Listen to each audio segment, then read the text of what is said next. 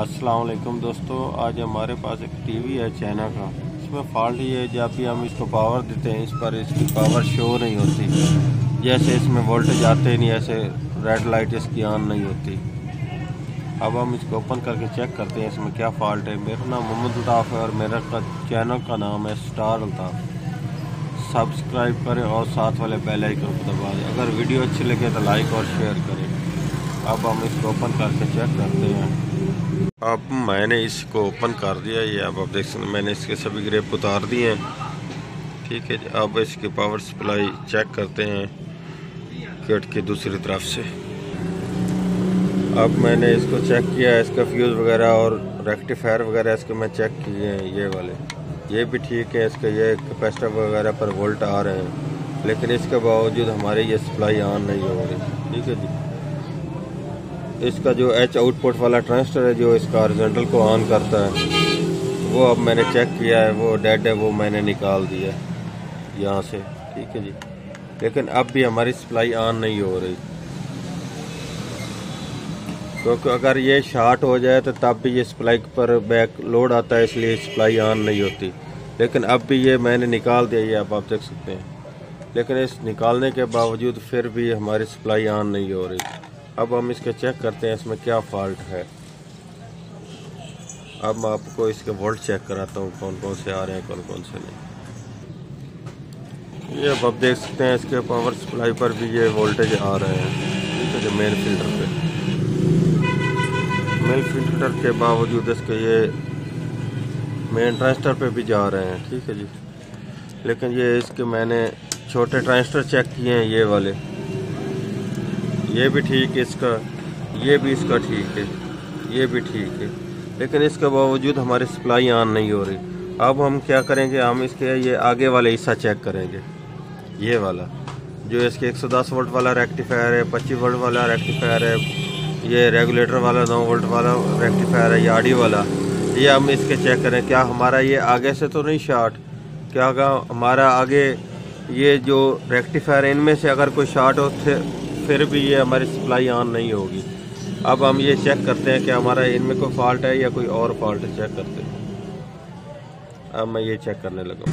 ये अब आप देख लें, मैंने मीटर बजर पर लगाया हुआ है। ठीक है जी, अब ये इसके मैं जो मेन 110 वाला फ़िल्टर है उस पर ये लगाने लगा हूँ, लेकिन ये इस पर फुल शॉर्ट है, बजर दे रहा है। ठीक है, ये आप देख सकते हैं 110 वोल्ट का जंपर है, जो ये मेन फ़िल्टर है इसका 110 वोल्ट वाला, ये वाला।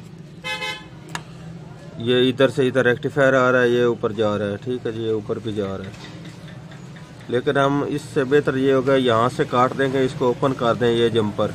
इससे ये हमें मालूम होगा कि हमारा ये आगे वाले रेक्टिफायर हिस्सा ये तो फ्लाई बैक वगैरह तो नहीं शॉर्ट, या इसका यही रेक्टिफायर शॉर्ट है या कोई और चीज़। हम सबसे पहले इसका ये वाला जंपर ओपन कर देंगे।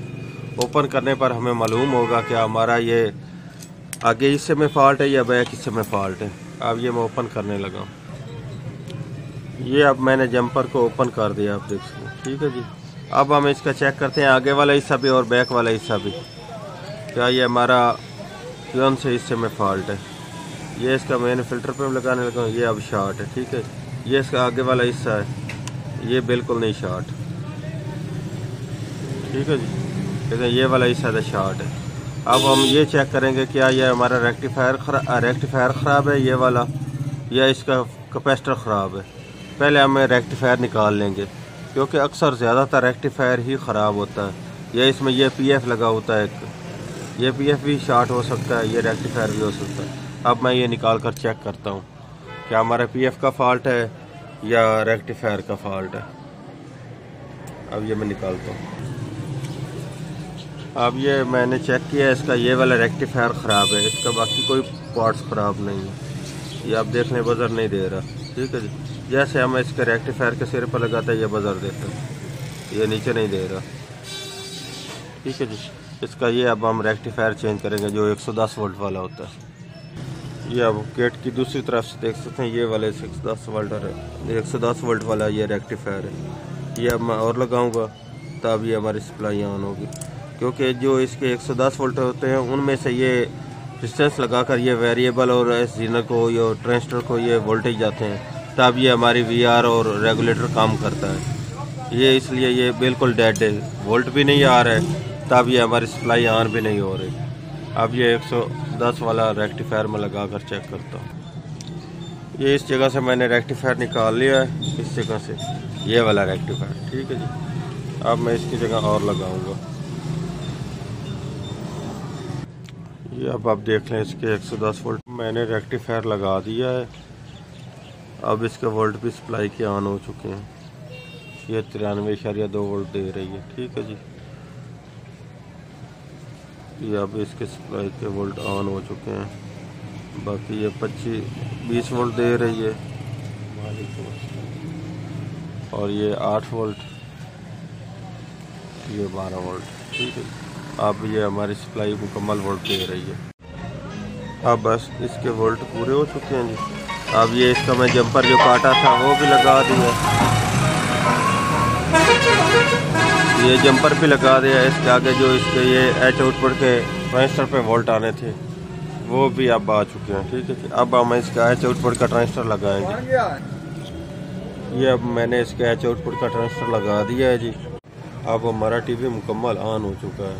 अब मैं इसका फ्रंट से आपको फोटो दिखाता हूँ।